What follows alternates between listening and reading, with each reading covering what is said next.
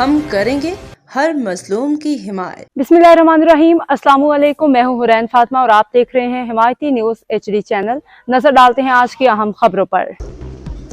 सहाफ़ी ज़ोहेब राजपूत के खिलाफ सोशल मीडिया पर मुबैना झूठी और हद तक अमेज मुहिम, मुतल्लिका इदारों से कार्रवाई की दरख्वास्त। नजर हमायती की रिपोर्ट।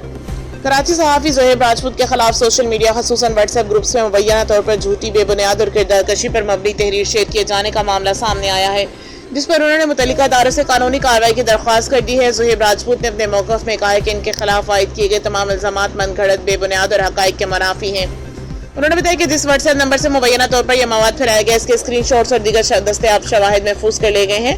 इनका कहना है कि मामले से मुतल्लिक बाज़ाब्ता दरख्वास्त मुतल्लिका इदारों को जमा करा दी गई है। ज़ोहेब राजपूत ने कहा कि इन्हें मुल्की अदालती और कानूनी निज़ाम पर मुकम्मल एतमाद है और उम्मीद है कि मुतल्लिका इदारे शफ़ाफ़, गैर जानिबदार और मेरिट पर तहकीकात करते हुए हक़ाइक़ सामने लाएंगे और अगर किसी शख्स का जुर्म साबित हुआ तो इसके खिलाफ कानून के मुताबिक कार्रवाई अमल में लाई जाएगी।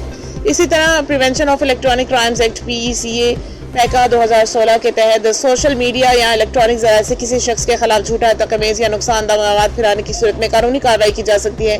इसके अलावा पाकिस्तान पैनल कोड के हद तकमीज़ इज्जत से मुतल्लिक कवानीन भी मुतासरा शख्स को कानूनी चाराजोई का हक फराहम करते हैं। वाज़ेह है कि इस मामले में ताहाल मुतल्लिका इदारों की तहकीकात जारी है और किसी भी फर्द या गिरोह के खिलाफ अदालती या तहकीकी इदारों की जानिब से कोई खत्मी फैसला सामने नहीं आया। रोजनामा हमायती न्यूज़ सहाफ़ती असूलों के मुताबिक तमाम मुतल्लिका फ़रीक़ैन का मौक़िफ़ शाया करने के लिए अपनी रवायत बरकरार रखेगा।